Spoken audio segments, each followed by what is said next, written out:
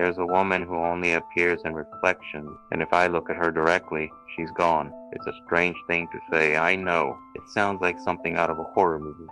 Something you'd tell around a campfire to scare your friend. But this is my life now, and I need to tell someone, anyone, before I completely lose my mind. Or worse, the first time I saw her was about 6 months ago. It was a Tuesday night. I remember that because I had just gotten home from my late shift. I was exhausted, bone weary. All I wanted was a hot shower and my bed. I went into the bathroom, flicked on the light, and started running the water. As the mirror began to fog up, I glanced at my reflection, and that's when I saw her, standing right behind me. My heart didn't just drop, it plummeted. A cold, heavy dread filled my gut. She was tall, with long, dark, tangled hair that fell over her face. I couldn't make out her features clearly through the steam, but I could feel her gaze on the back of my neck. I froze. My mind was screaming, but my body wouldn't move. It felt like an eternity, but it was probably only a second or two. I finally managed to spin around, my hands clenched into fists, ready for I don't know what, but there was nothing there. The bathroom was empty. The only sound was the hissing of the hot water filling the tub. I slowly turned back to the mirror. My own wide-eyed, terrified face stared back at me alone. For the next few weeks, I tried to rationalize it.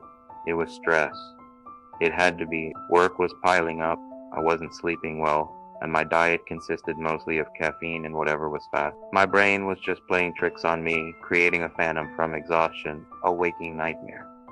I told myself this over and over. I even started taking multivitamins and going to bed earlier. I wanted to believe it was all in my head, but then it happened again. I was heating up some leftovers in the microwave. As I stared blankly at the spinning plate, I saw a flicker of movement in the dark reflection on the microwave door. It was her, standing in my kitchen, right behind my shoulder. I slammed my hand on the stop button and whirled around. Nothing. Just my empty kitchen chairs and the hum of the refrigerator. After that, the floodgates opened. I started seeing her everywhere. In the reflection of a darkened storefront window as I walked home at night, in the glossy surface of my television after I turned it off, in the black mirror of my phone screen just before it lit up with a notification. It was always the same. She was always there, just behind me. Always silent, always watching.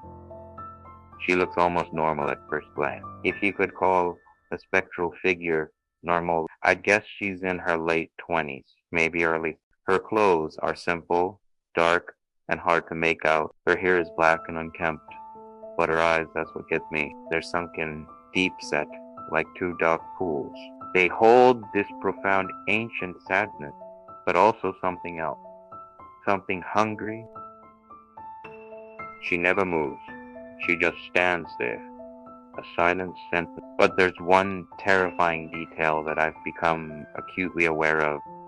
Every single time I see her, she's a little bit closer. At first, she was across the room. Then, she was a few feet behind me. Last week, when I caught her reflection in a puddle after a rainstorm, she was so close I could almost make out the texture of her dress.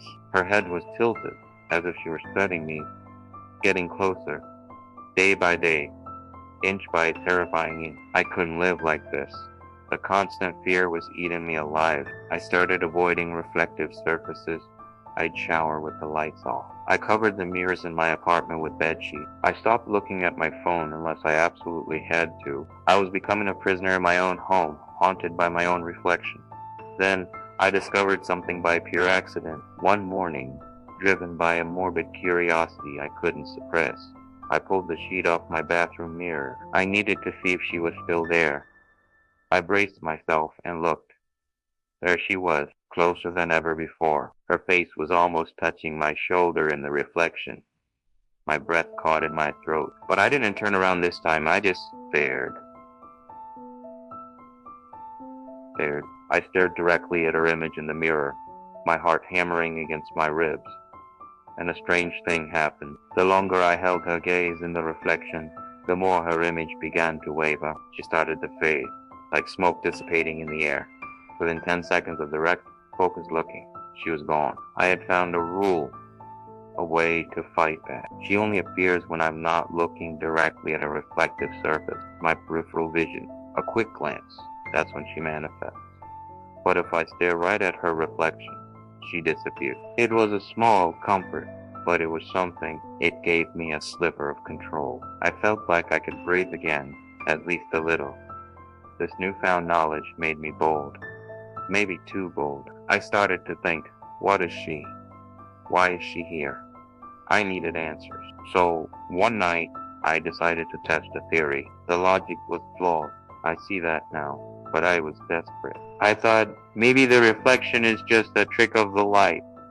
What if I use a different kind of reflection? What if I use a camera? I went into my bedroom, the darkest room in the house, and stood in front of the large mirrored closet door. I took a deep breath, my hands shaking as I raised my phone. I opened the camera app and switched it to the front-facing camera so I could see myself on the screen.